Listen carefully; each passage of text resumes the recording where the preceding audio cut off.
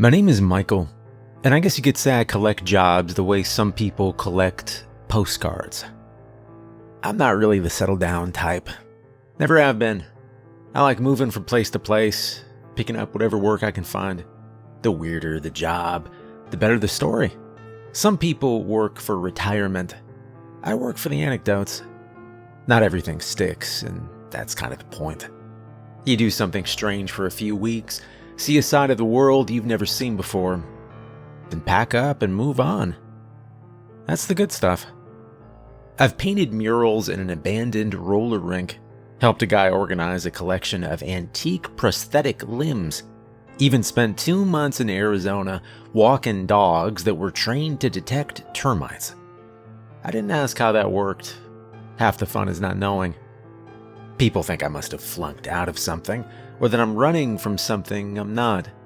I just like saying yes when something unexpected shows up. A normal job doesn't give you much to remember.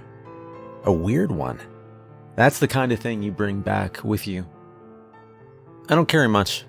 A couple changes of clothes, a notebook full of half-written stories, a thermos that leaks if you hold it the wrong way, and a toolbox I keep mostly for show. It rattles like I know what I'm doing, which helps in interviews. I've got everything I need to sleep in the car, cook a can of beans, and clean up in a truck stop bathroom. I travel light, and I leave even lighter. I don't worry about long-term plans. I've got no mortgage and no kids. I stay curious. That's all.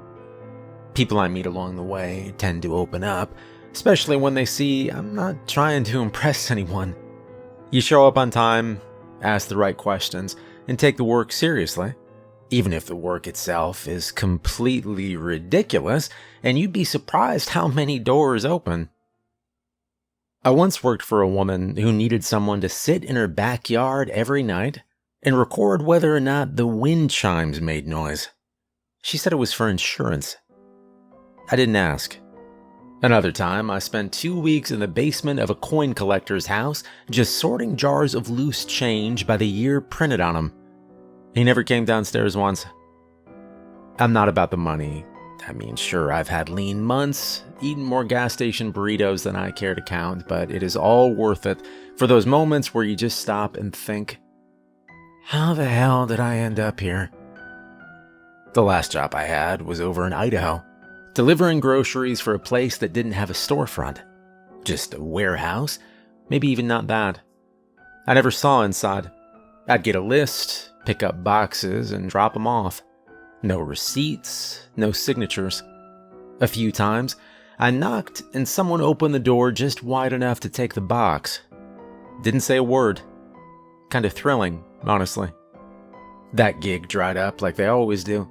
One morning the van was gone and nobody was answering the office line. So I did what I always do when a chapter closes.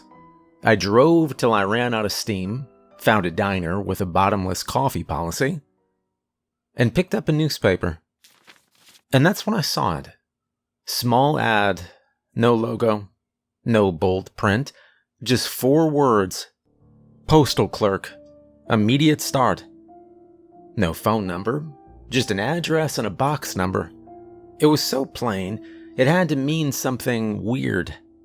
I circled it twice and smiled.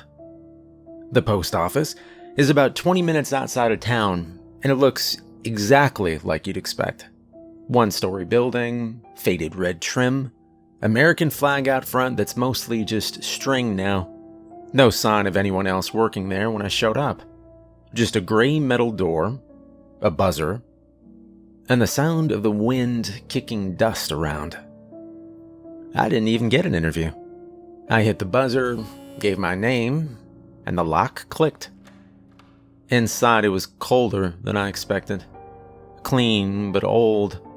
The floors were a kind of yellow tile that might have been white once, and the lights made this low humming sound that never stopped. The front lobby was empty. No customers, no clerk window. Just a few chairs and an old vending machine with a handwritten note taped to it that said, "Don't." Then someone called out my name from the hallway, and that's when I met Maria. She didn't look surprised to see me, just nodded and said, "You're the new guy."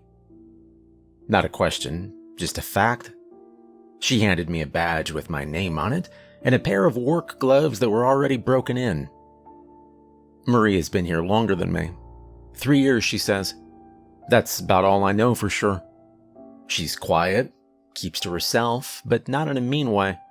More like someone who's learned not to waste energy unless she has to. She wears the same green windbreaker every day and keeps her hair pulled back tight, like she's expecting something to fall from the ceiling. We're not friends exactly, but she's the only other person I've seen working here. She's nice, in a very specific way. Brings extra food in her lunch and splits it without asking. Tells me when to avoid the south hallway because the floor polishers are running. She mutters things under her breath sometimes. Prayers, maybe. Or just habits she's picked up from someone a long time ago. She says she's saving up to go back to school. Nursing, probably. Something useful. The postmaster hires people like that, she told me. People with one foot already out the door. People who won't ask too many questions. I didn't know we had a postmaster. I've never seen him. The job itself is simple if you don't think too hard about it. We move crates. We sort packages. We load carts and seal pallets and label things with numbers that don't follow any system I've ever seen. Most of the shipments don't go through the front office. They come in through the back loading dock and get pushed down long hallways that don't always go where you think they should.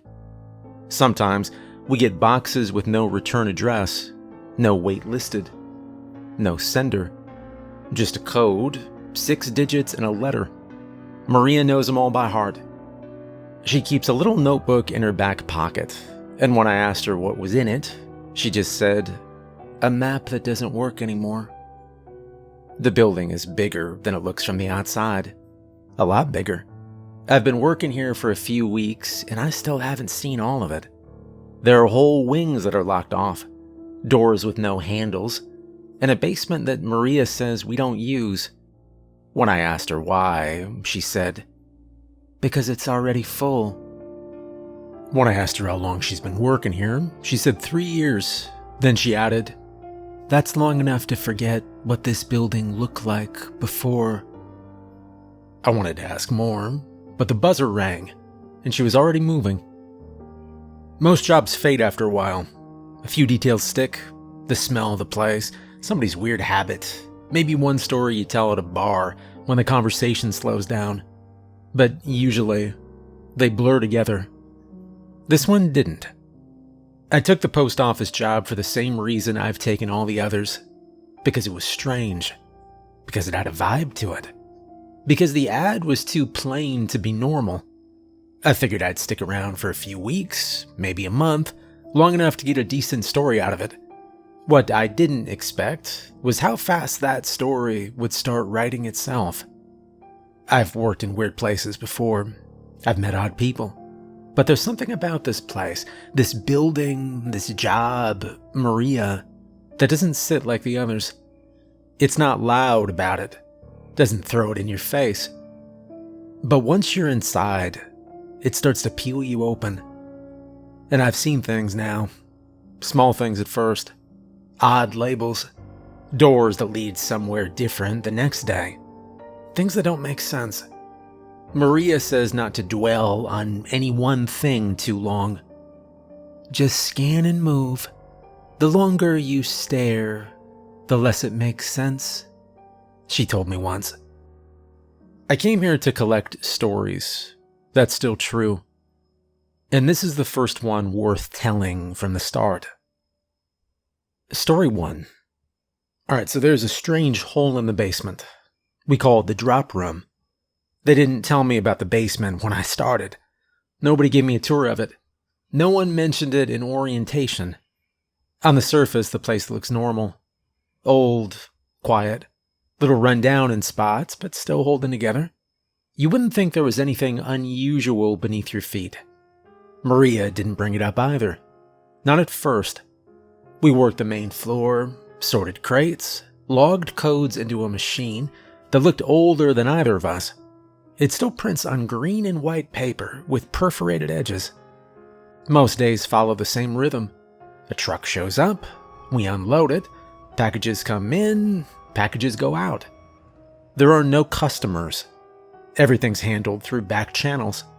Even the delivery logs use codes instead of names or addresses. A few weeks in, I started exploring a little during lunch breaks. Not snooping, just walking. The building goes on longer than you expect. Some hallways lead nowhere. Some dead end into locked doors. There's a room full of broken shelves. Another lined with bins that haven't been touched in years. Most of it's dimly lit, with that buzz you get from old lighting. And then I found the hatch. It was under the main floor, tucked behind a stack of unused mail carts. A big metal door set into the ground, thick and square, with faded yellow paint around the edges and stenciled letters across the top. Drop room access. Authorized staff only. Didn't look like a chute or a dumbwaiter. It looked like something from a ship. All steel and bolts and official looking. I leaned down to check for a handle. There was one. Heavy and cold. And as I reached for it, Maria's voice came sharp behind me. "Don't." I stood up fast and turned. She was standing a few feet away, arms crossed, not angry, just firm, like she already knew what I was about to do. "Yeah, I'm just checking. I didn't know we had a lower level," I said. "We don't. It's not for us," she replied. There was a long pause where neither of us moved. I smiled, tried to play it off. "What, you worried I'm gonna fall in?" She smiled back, but looked more nervous than anything. She just said, "Not unless you're told," and walked away. After that, I left the hatch alone for a while. I asked around later, just to see what I could learn. We don't have a lot of staff. As far as I can tell, it's just Maria, me, and 2 older guys who run the loading dock, but only on Wednesdays and Sundays. They keep their heads down. I tried to bring up the hatch in conversation once, and they acted like they didn't hear me. So I went looking through the office files instead. Most of it's junk. Inventory forms, broken equipment records, delivery schedules printed in half-faded ink. But buried in the back of an old file cabinet, behind a stack of time cards from the 80s, I found a blueprint. The paper was yellowed and curled at the edges. It showed the building layout from above, then a cross-section of the underground levels. Most places only had 2. The storage basement and the access tunnel. But this one had a 3rd mark, 50 feet below, labeled Non-Operational Containment Bay. There were no stairs, no elevator, just one access point, the hatch I'd found. The maintenance logs were even thinner. Most pages were blank. One page from 1974 listed the bay as sealed indefinitely. The last person to sign off on it didn't write a name, just a scribble that looked more like a sketch than a signature. And that should have been the end of it. But then came the noise. It was late. Maria had already clocked out. I stayed behind to finish logging a mixed pallet that came in damaged. The overhead lights buzzed like they always do. The machine spat out forms one line at a time. I worked by habit, mind somewhere else, half listening to the clatter of cartwheels as I moved boxes from one end of the room to the other. And then I heard something underneath me. It wasn't the pipes.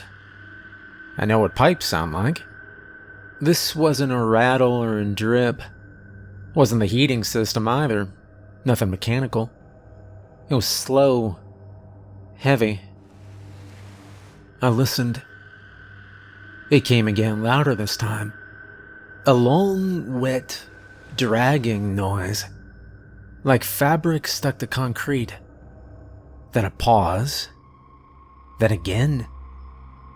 It sounded like the scenes in one of those old serial killer movies. The kind where the guy wraps a body in a tarp and hauls it across a basement floor. There was a scrape, a drag, a pause to catch breath. Slow and sure, like whoever was down there wasn't in a hurry. I walked toward the center of the room, toward the hatch, trying not to make noise. I leaned down real slow. Didn't open it, just listened. The dragging sound was coming from directly beneath me. Closer than it should have been. If the drop room really was 50 feet down. I stood up and backed away.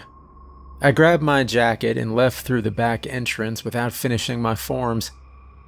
That was the first time I've done that since I started.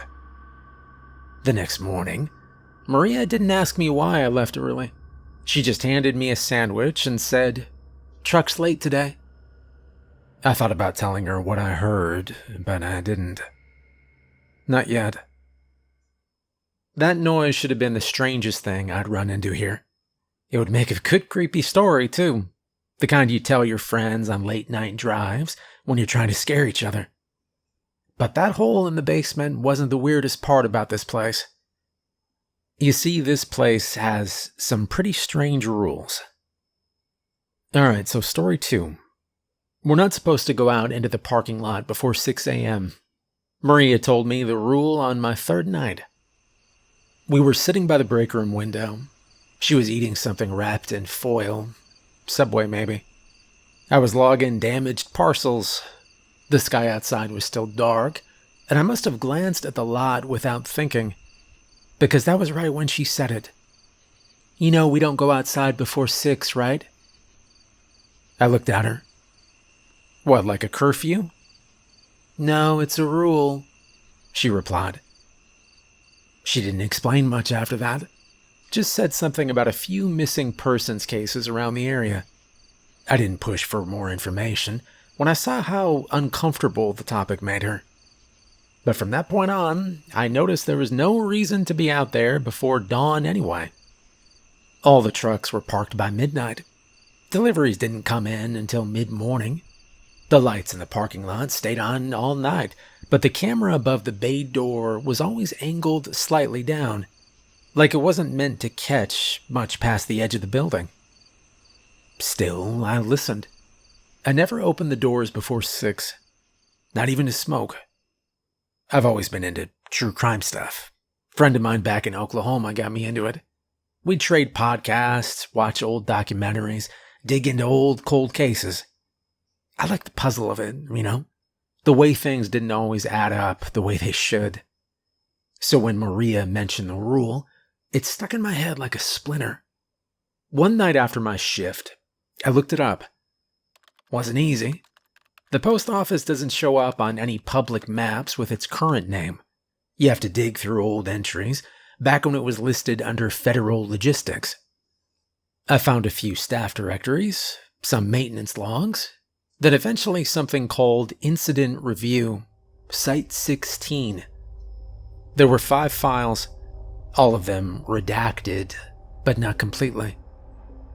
Each one followed the same pattern. Time, between 2 and 5 a.m. Report, staff member failed to report its shift change. Action taken, lot searched, no sign.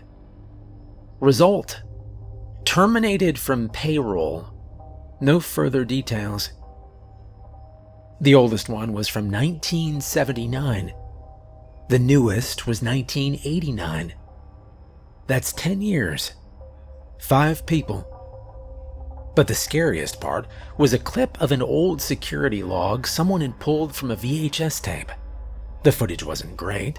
Black and white, jumpy, timestamp flickering. It showed the loading dock from above. An employee was sorting out packages. Nothing moved for the first few minutes. And then something passed between the trucks. It was a figure, Tall enough that its head brushed the side mirrors of the mail trucks as it passed. And then the screen glitched. When it came back, every truck in the lot had its headlights on. All the doors were open, engines running, nobody behind the wheel. The lot looked like a stage, lit from every angle. And then the camera caught something standing directly in front of it. Not moving, just standing there, smiling. You couldn't see the whole face, just the lower half, the nose, the mouth, and a wide grin. First, I thought the footage was frozen. It stayed like that for over 3 minutes. Exactly 3 minutes and 21 seconds. Not a flicker of motion. And then I noticed the thing's chest rising and falling. It wasn't a still frame. They were standing there the whole time, smiling into the lens. And then the screen glitched again. Hard. When it came back, the lot was empty. Trucks off, lights off, camera reset. No sign of him. And no sign of the employee assigned to that shift. Maintenance records said the engines had no fuel, completely drained. Keys still in the ignition. The missing employee, a man named Richard Keller, was never found.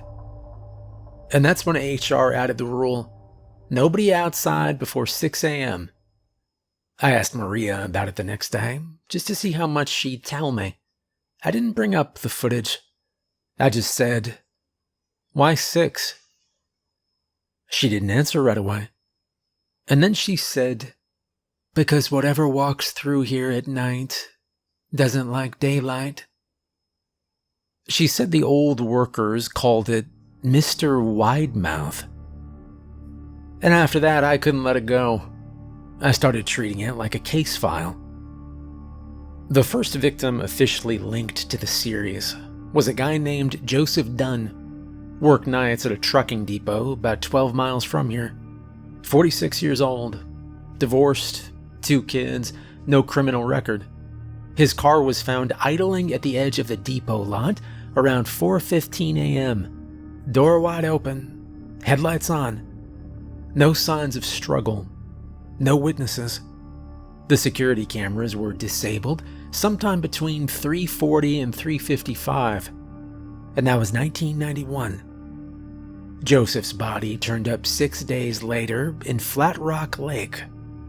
Fully clothed, no water in the lungs, which meant he was already dead when he went in. The coroner's report noted severe internal blood loss, but no major wounds.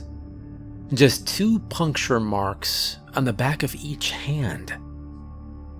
The press didn't know what to do with it. Some called it a botched robbery, others suggested drugs. But the more you looked, the harder that theory was to believe. And then came the next one. Carla Brinker, 27, part-time clerk at a 24-hour diner off Route 3.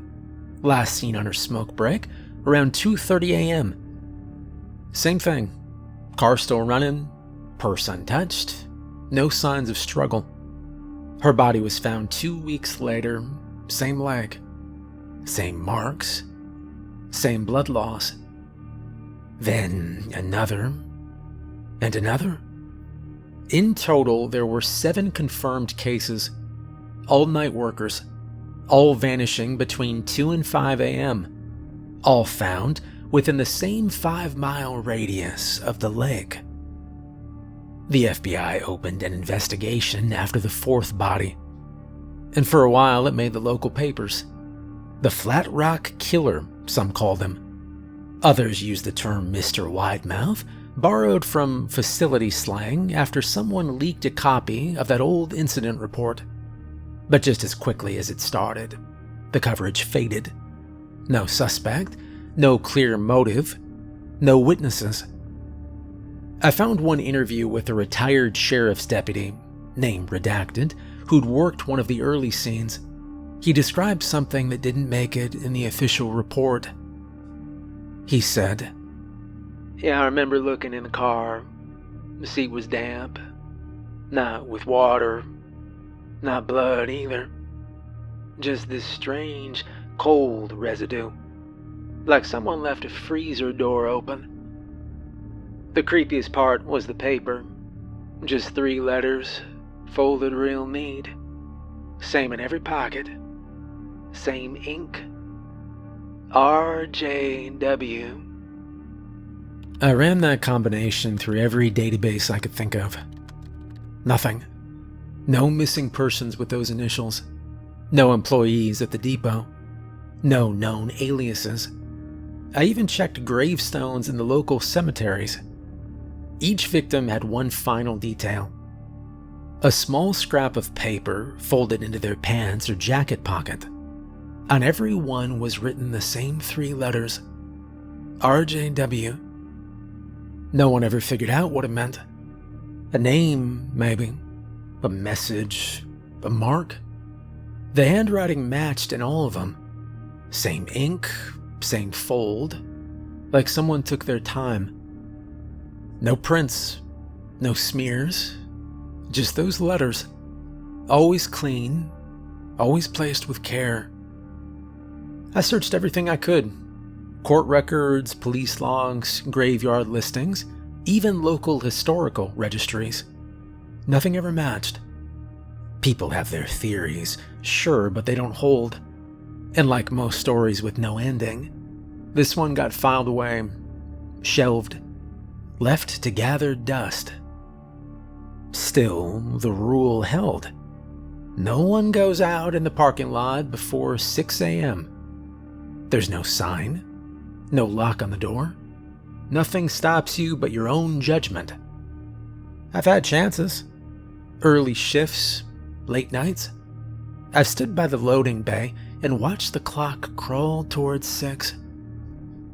And some part of me has always waited for a reason to go out early. A good excuse. Something important enough to just push the door open. Truth is, this building's got more going on than anyone would guess from the outside. You'd think it was just another aging post office, holding up out here in the middle of nowhere. But the stories tucked into the corners, they run deep. And none run deeper than the one about the postmaster, if they're even a real person. Maria says they are. I beg to differ. I think there's something else entirely. Story 3. There's a black ledger on the postmaster's desk. It's bound in leather with no title on the cover, no markings on the spine, just a thick black book with a silver clasp that sometimes gets left unlocked when the office door is cracked open. We're not supposed to be in there. Most days the door stays closed. Locked, usually. But not always. The first time I saw it, I was pushing a cart past the front hallway and noticed the light was still on. The door was open about an inch, just enough to see the edge of the desk. The ledger was sitting right in the center. Open. I shouldn't have looked, but I did. Inside were pages of careful handwriting, long entries written in clean cursive, the kind that probably came from years of practice. Instructions mostly. Short directives with no context. Deliver 10 parcels to the archivist below. Mark each with red wax. Burn the paper trail. Relocate lost item 7B04 to containment south. Seal hatch if opened. Every entry ended the same way. Signed off with a pair of letters. AB. Maria says that stands for Archivist Below, whoever that is. She said it in a low voice, like it wasn't meant to be repeated. I asked her once what below meant. The basement? The hatch room? I asked. She just shrugged as she handed me my third cup of coffee that morning. People have different answers. That's the point.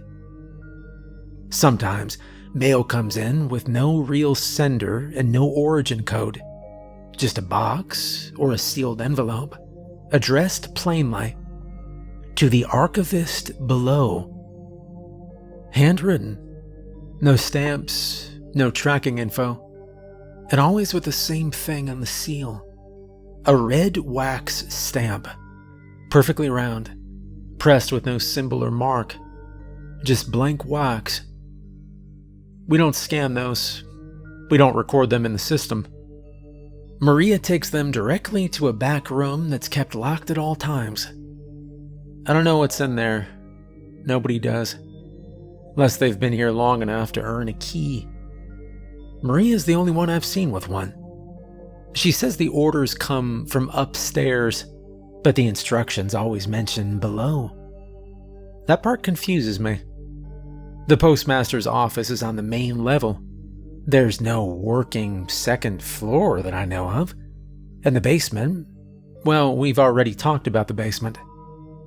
You know, the whole thing reminds me of the Screw Tape Letters, that book by C.S. Lewis. The one where a demon writes letters to his nephew from below, giving advice like a manager in a company no one wants to admit exists. There's something about the way these notes are worded that feels the same to me.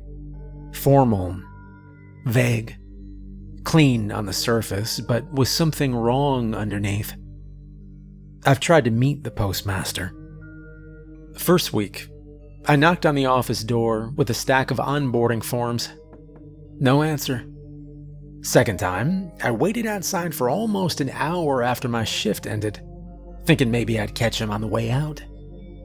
Never happened. Maria told me not to bother. He doesn't work normal hours, she said. But he signs off on everything. She nodded. That doesn't mean he's here. Over time, I started to notice that no one ever actually sees the postmaster. There are forms with his signature, orders typed on letterhead with his name. The break room calendar is marked with PM reviews on the last Friday of every month. But when the day comes, nobody meets with him. The review papers are just left in his tray, and the next morning they're gone. Handwritten notes show up later, always in that same cursive. At first I thought maybe it was a title passed around, like, I don't know, rotating supervisor. But then I noticed that the handwriting never changes. The name never changes. And Maria always talks about him the same way. Like he's one person, just somewhere else. We were sorting returns one night when I finally brought it up again. Okay, so has anyone ever actually met him? I asked. Maria was stealing a damaged crate. She didn't answer right away, then said, once. That got my attention. She looked down as she spoke, like she was just thinking out loud. There was a woman here before me, she began. She was the one who trained me. Older, smart, always on time. One day she came in shaking, wouldn't speak for the whole shift. She said she'd seen him, just once. I asked her what he looked like. And? I asked. Well, she said, like someone trying very hard to look normal. Maria said. After that, she started telling me little things. Not all at once, just pieces. Like she wasn't sure how much she should say, but needed someone else to hear it. She said the ledger's been here longer than any of the staff. No one knows when it started, or who kept it first. Every person who worked in this building has their name somewhere inside it, whether they've seen the book or not. And there's always that signature at the bottom. A.B. Archivist below. Some nights, Maria says she hears someone turning pages in the locked office, even when the building's empty. She never checks.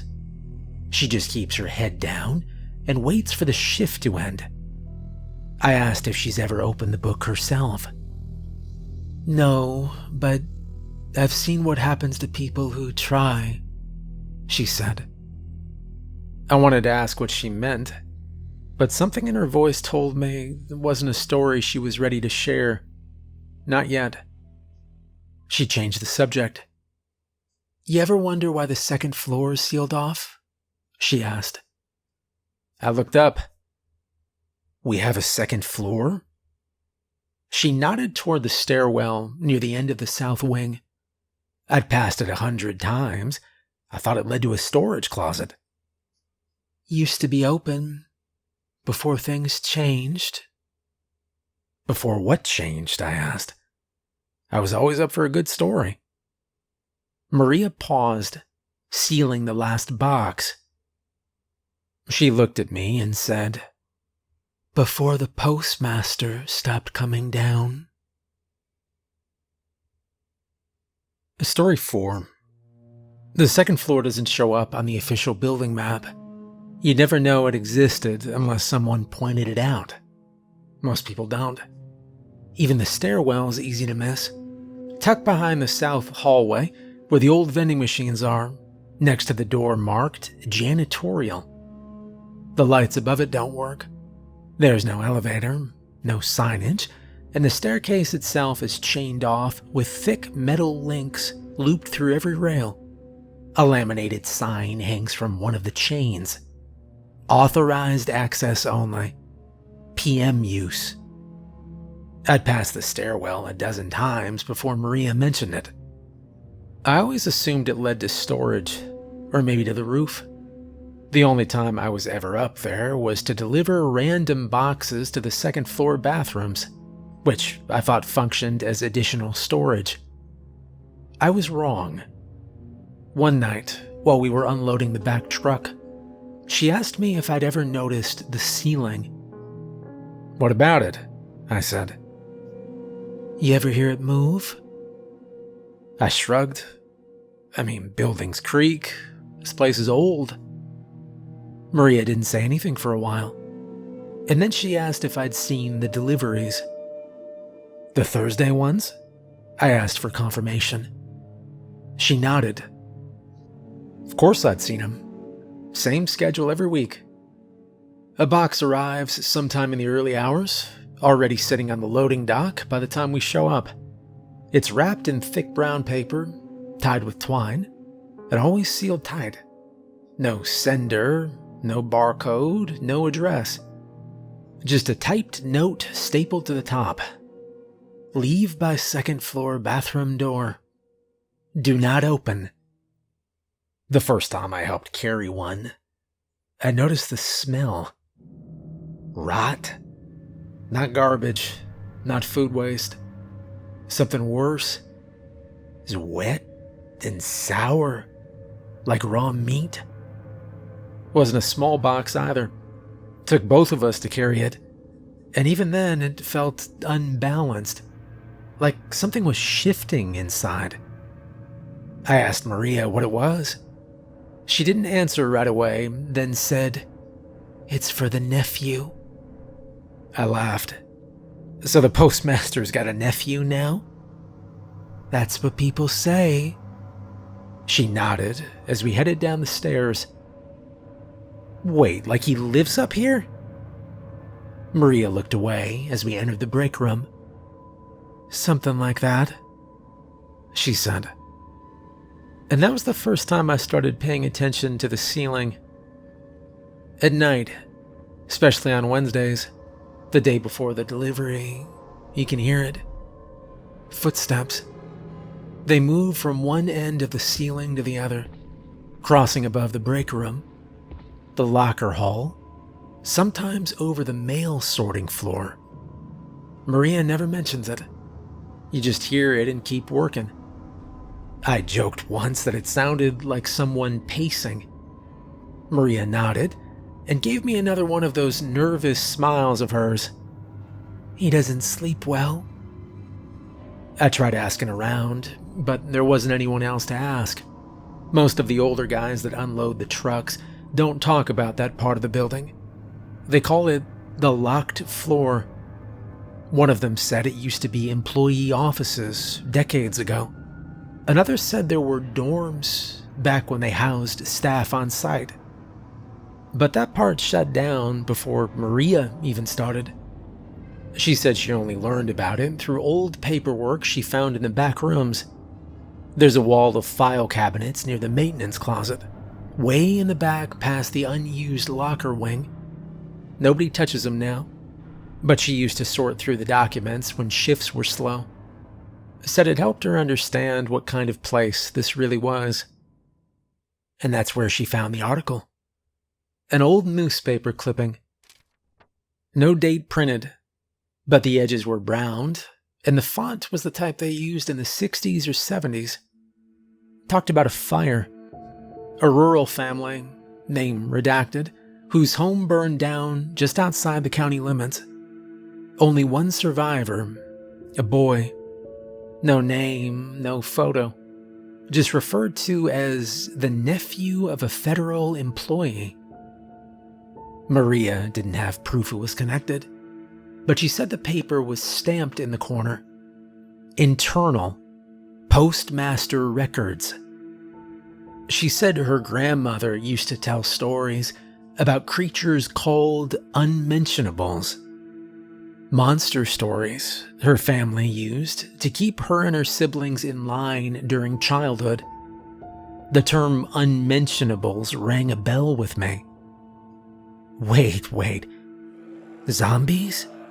I asked. Not like on TV, she began. They're not slow and they're not stupid. They can think, talk, remember who they were, but they still have to feed. I tried asking for more details, like a name or description, but Maria could never give me a straight answer. I figured she didn't know much either. What I do know is that every Thursday we haul the same box to the same upstairs door. Always the same weight. Always the same smell. There's a small hallway that runs past the base of the stairs, short, maybe 10 feet, ending in a door labeled restroom, staff only. It's old and dented, but still locked from the inside. We leave the box against it and walk away. By the time our shift ends, it's gone. I've never heard the door open. I've never heard it unlock. But the package is never there in the morning. The chains on the stair rail have a padlock on them. It's old but functional. There's dust on the upper steps, but like I said, not all of them. Someone still walks there. Not often. Just enough to be noticed by the people who pay attention. I do now. The footsteps, the smell, the missing packages. There is something upstairs. Maybe it's the postmaster's nephew. Maybe it's something older. Something left behind when the second floor was shut down. But whatever it is, it's still there. And it doesn't come downstairs. Not yet. And yeah, that's all I've got for now. 4 stories, more or less. A hole in the basement nobody's supposed to open. A parking lot with its own schedule. A ledger full of orders from someone nobody's seen. And something, or someone, pacing the second floor above our heads every Thursday night. You wouldn't think a post office in the middle of nowhere would have this much going on. But here we are. I've started writing some of it down, just to keep track. Not everything, just the parts that stand out. The odd ones. The pieces that don't quite fit. Maybe someday I'll pass them along. Maybe they'll end up in someone else's notebook down the line. For now, they're mine. Maria says she's planning to leave soon, a semester or two of nursing school, if the financial aid comes through. She doesn't talk much about it, but I know she's already got the paperwork in a folder tucked behind the break room microwave. When she goes, I'll probably head out too. I can't imagine being here alone. Very scary thought. But I'm not done yet, and I get the feeling this place is not done with me either.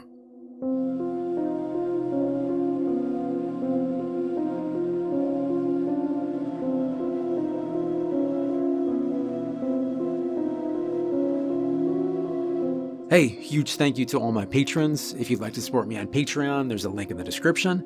I hope you enjoyed the story, and have a good night.